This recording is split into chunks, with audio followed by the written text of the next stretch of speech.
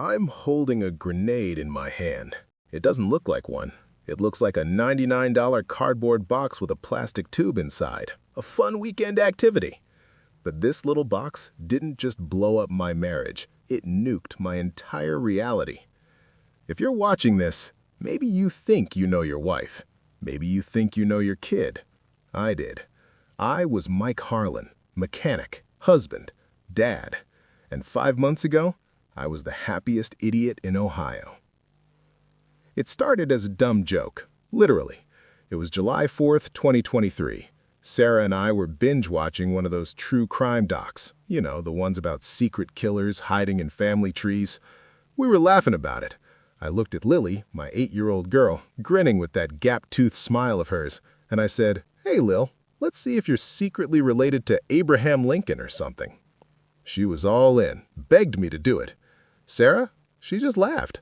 She said, "Don't come crying to me when you find out you're 10% Neanderthal, Mike." She didn't flinch, not once. That's the part that keeps me up at night.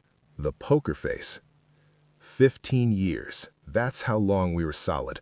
High school sweethearts. I was slinging fries. She was studying for nursing exams. I built my whole world around her. When I opened my own garage, she was the one doing the books at night. When she pulled those 12-hour shifts at the hospital, I was the one fixing her car for free so she'd be safe on the road. We were a team. And Lily? She was our miracle. 2 miscarriages before her. When she finally arrived, I swore I'd never let anything hurt her. Everyone said she had my eyes, my chin, and why wouldn't I believe them?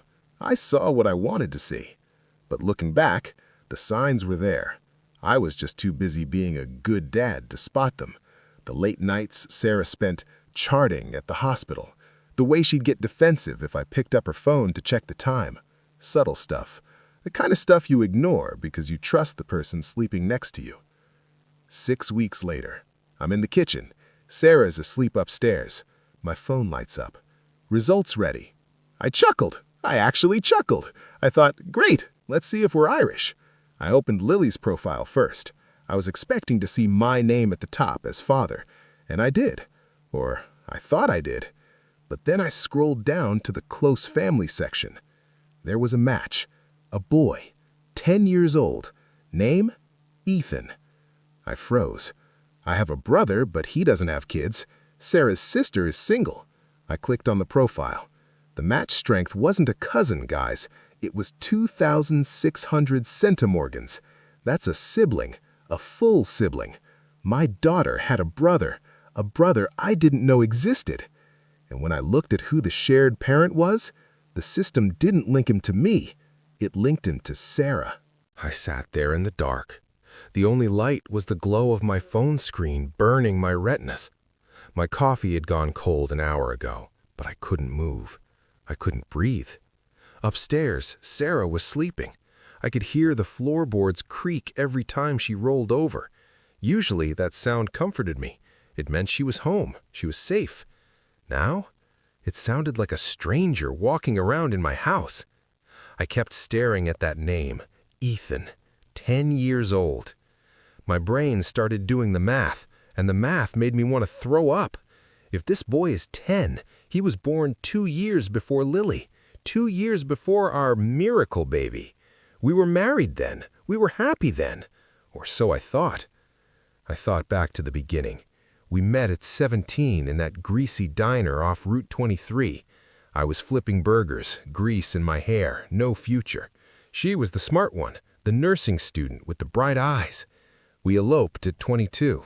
We didn't have money for a big wedding, so we spent our honeymoon camping in a leaky tent. We laughed the whole time. I looked at her then and thought, this is it. This is the woman who will never hurt me. What a joke. I started scrolling through the timeline in my head. 10 years ago. 2013, 2014, that was the year she started taking those girls' trips to Cleveland. She said she needed a break from the stress of the hospital. She said she was going with her friend Jenna. I never checked. I never asked for receipts. Why would I? I was the guy framing Father's Day cards and putting them on the mantle. I was the guy working double shifts at the garage to pay for the fertility treatments when we were trying for Lily. And while I was sweating in a garage, praying for a child, she already had one.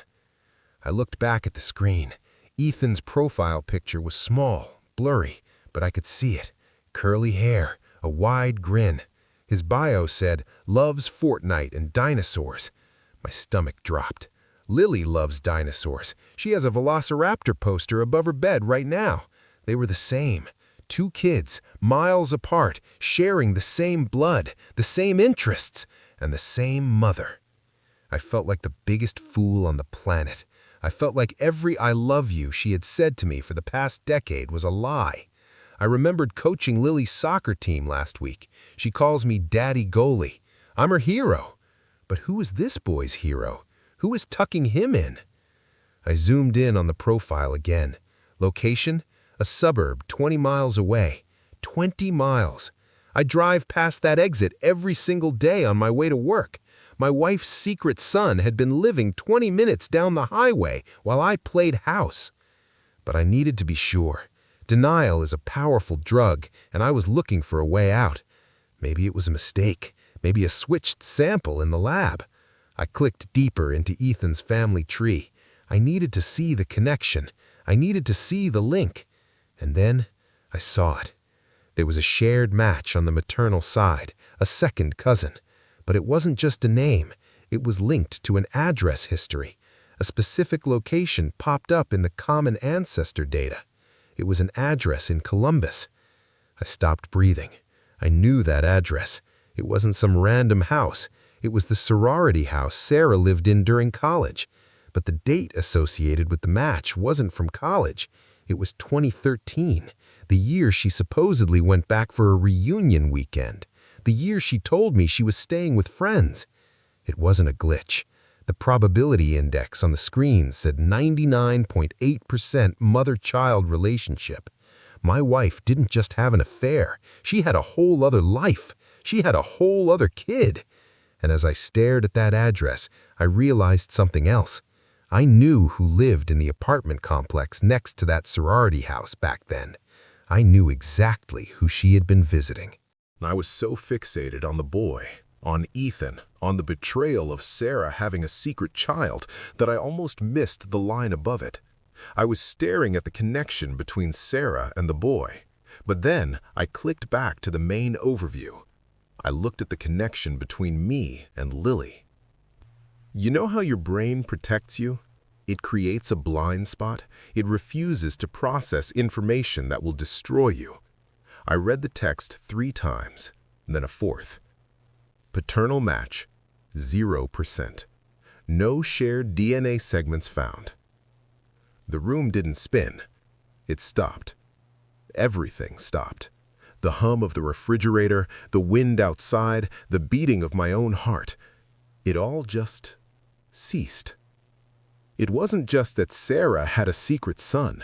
It was that she didn't have my daughter, Lily. My gap-toothed, soccer-playing daddy girl Lily. The girl I had held in the NICU when she was born 3 weeks early. The girl whose scraped knees I'd bandaged. She wasn't mine. Biologically, she was a stranger.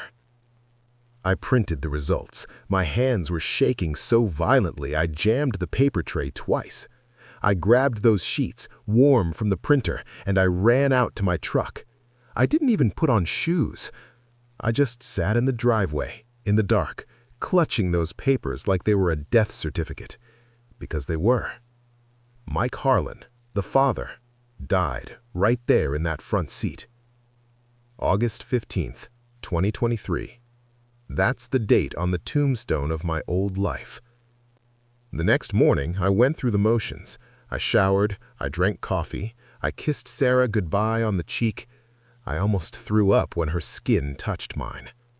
I drove toward the garage, but I didn't make it. I pulled into a rest stop off the highway, parked in the back near the dumpsters, and I fell apart. I'm talking ugly crying, the kind of guttural animal sounds you don't think a grown man can make. I called my brother Steve. He's the only one I could trust. I could barely get the words out. I just kept saying, "She's not mine, Steve. She's not mine." He told me to breathe.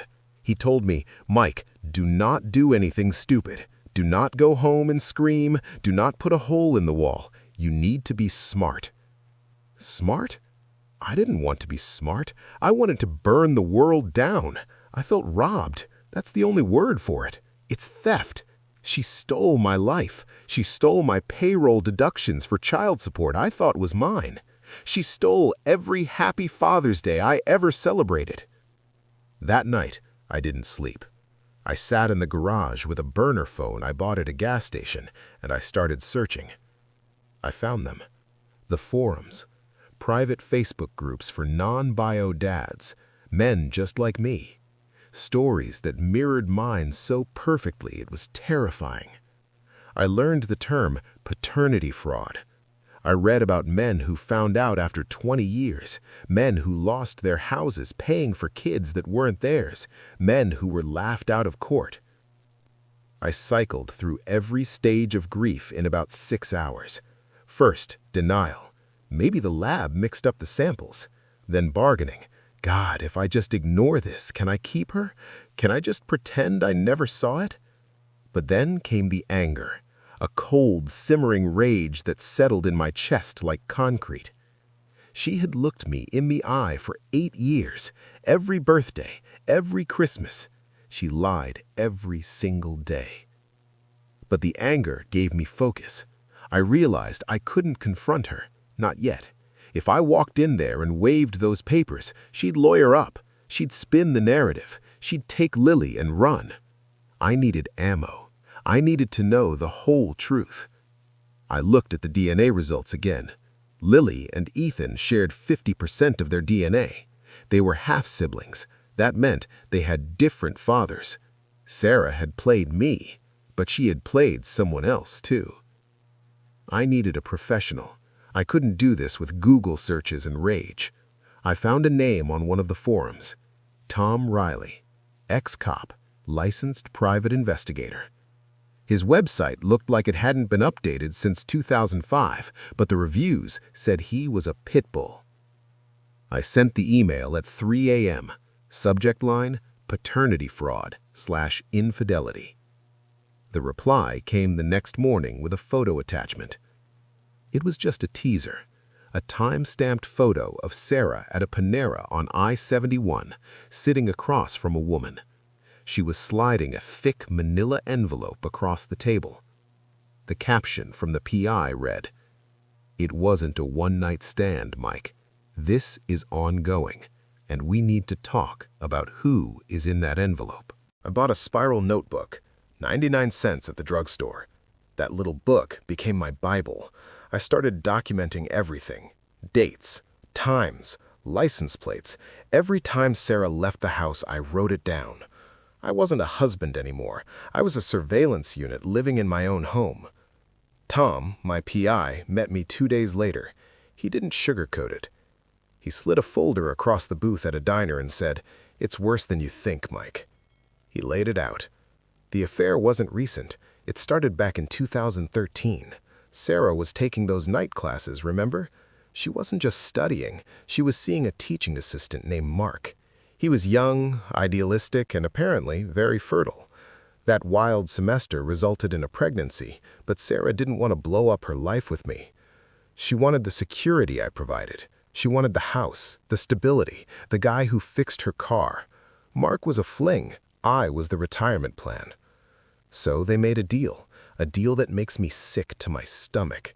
She carried the baby to term, hid it under baggy scrubs and stress weight, and then she gave him to Jenna. Jenna, my sister-in-law, the woman who comes to my house for Thanksgiving, the woman who buys Lily birthday presents. She's been raising Ethan as her own for 10 years. That's why the DNA test said close family. Sarah isn't just his aunt, she's his mother, and Jenna isn't his mother, she's his aunt. They built a wall of lies so thick I couldn't see through it. But I wasn't just going to take this lying down. I went to see a lawyer, Miss Patel. She charges $200 just to say hello, but she was worth every penny. She looked at my notebook, at the DNA results, and she nodded. She told me about Ohio Revised Code 3109.27. It's a legal pathway for paternity disestablishment.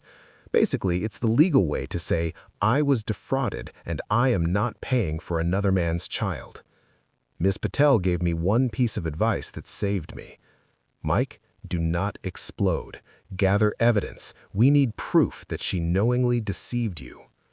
And I found it. God, I wish I hadn't, but I found it. I was digging through the attic, looking for, I don't even know what, maybe a shred of the woman I used to love. I found an old iPhone 6 in a shoebox of Sarah's college stuff. The screen was cracked, but I plugged it in. It powered on. I went to the voice memos. There was one from 2014.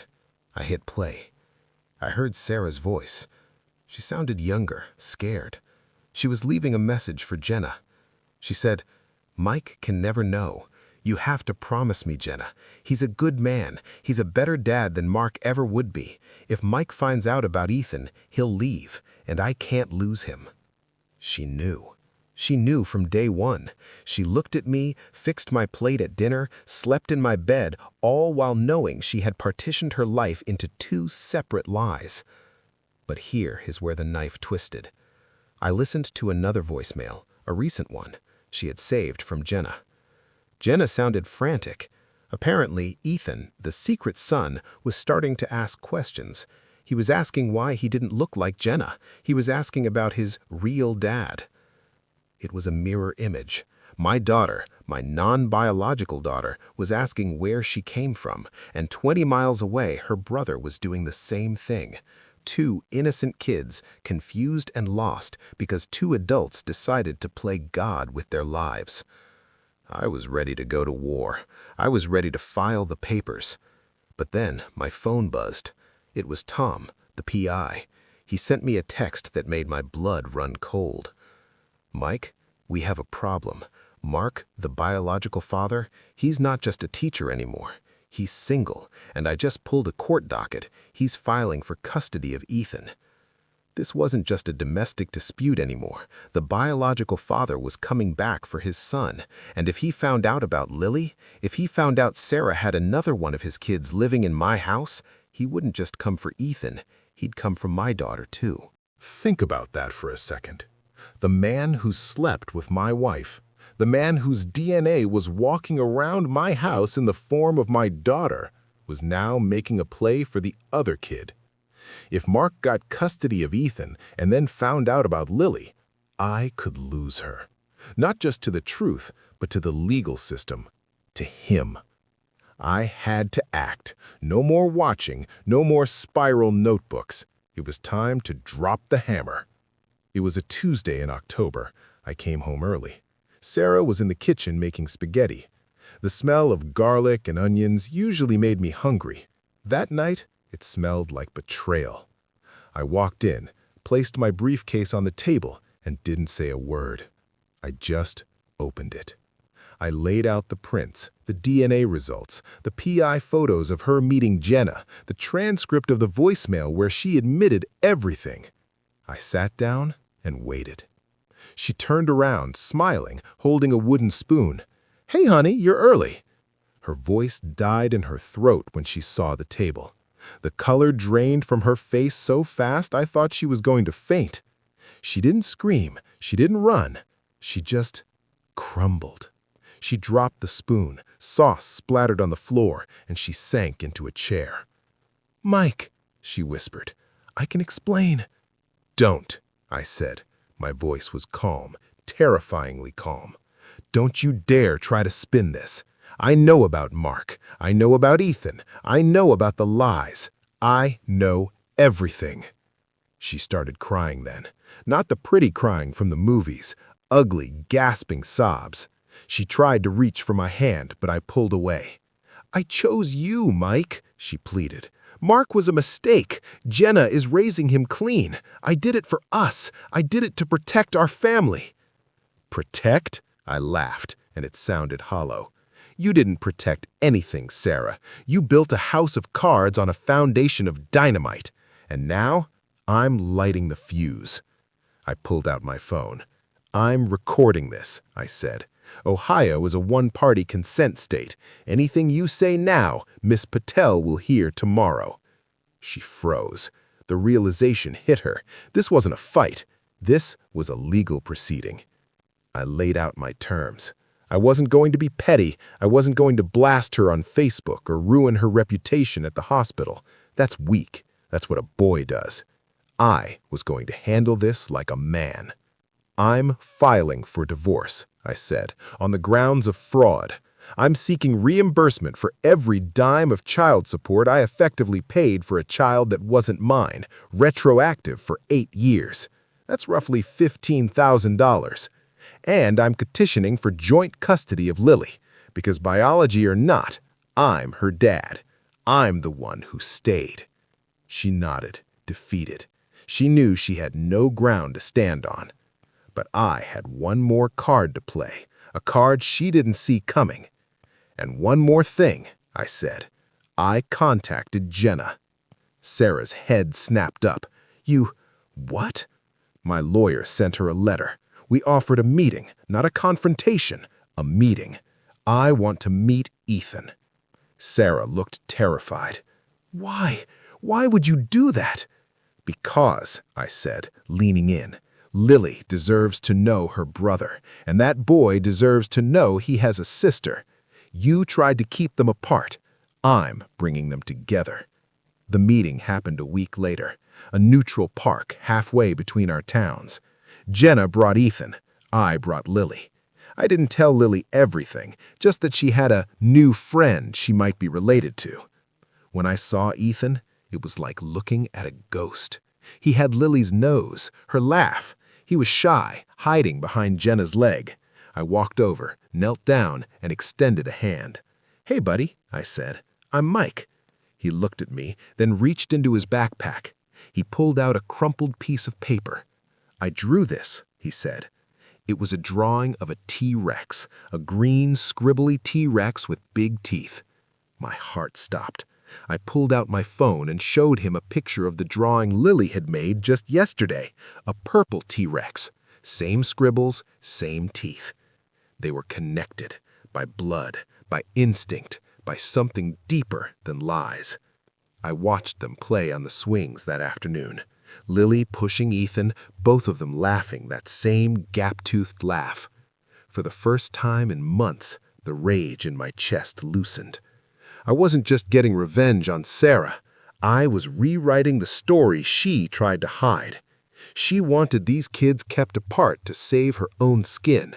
By bringing them together, I was taking the power back. I didn't destroy her world with anger. I destroyed her lies with the truth. It's been 6 months since that day in the park. It's April 2024 now. The snow has melted in Ohio, and honestly, the ice has finally thawed in my house too. Sarah and I are filing the final papers next week. It's an amicable divorce. No screaming matches, no throwing plates. We realize that we can be good parents to Lily without being husband and wife. The trust is gone. You don't get that back. But the civility remains. I moved into a small apartment closer to the garage. It's quiet, but it's a peaceful kind of quiet. I've even started seeing someone new. She works the front desk at a dealership across town. She knows the whole story. On our second date, I laid it all out. I told her, my life is a complex mess of biology and betrayal. She didn't run. She just ordered another coffee and asked how Lily was doing. That's a good sign. And the kids? That's the best part. Ethan comes over once a month. Jenna drops him off, and for a few hours, my driveway turns into a pit crew training ground. I'm teaching both of them how to fix bikes. Last weekend, I showed Ethan how to patch a tire tube. He looked up at me, grease on his nose just like I used to have, and called me Uncle Mike. It's not Dad, and I'm okay with that. I don't need to replace Mark or whoever he ends up being to the kid. I just need to be a safe place, a steady hand. Lily adjusted better than anyone. Kids are resilient like that. She doesn't see the betrayal. She just sees that she has a big brother now. Yesterday, she brought home a school project. It was another family tree assignment. I braced myself. I thought it would be painful. But when I looked at the construction paper, I saw her drawing. There was me, right at the top, labeled Dad. There was Sarah, and right next to her branch, she had drawn a jagged line connecting to a new leaf. Ethan. And under his name she wrote, brother, best friend. She didn't erase me, she just expanded the forest. I looked at that drawing and I realized something. That $99 DNA kit, it was the best money I ever spent. It destroyed the lie I was living in, yeah, it hurt like hell, but it built something realer. It exposed the fraud, but it gave my daughter her history. It gave a boy his sister, and it gave me the truth. Paternity fraud is a thief. It steals your past. It steals your trust. It makes you question every memory you've ever held dear. But it doesn't have to steal your future. You get to write that part. You get to decide if you're going to be the victim of the biology or the father who stayed despite it. I'm Mike Harlan.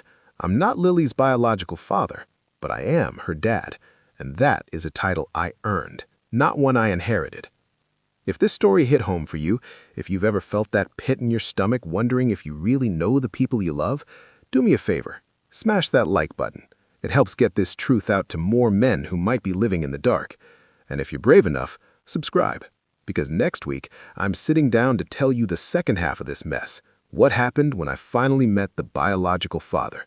You don't want to miss that. And listen, if you are doubting your story, if you have that nagging voice in the back of your head, test it. But do it with heart.